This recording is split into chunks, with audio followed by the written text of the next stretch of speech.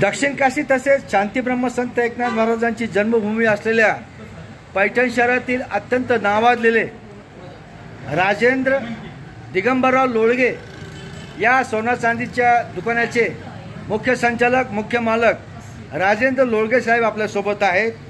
लोळगे साहेब, आपले संभाजीनगर समाचार न्यूज चॅनलमध्ये खूप खूप स्वागत आहे। दीपावली निमित्त आपण काय संदेश देणार? सर्व ग्राहकांना खूप खूप शुभेच्छा दिवाळीच्या।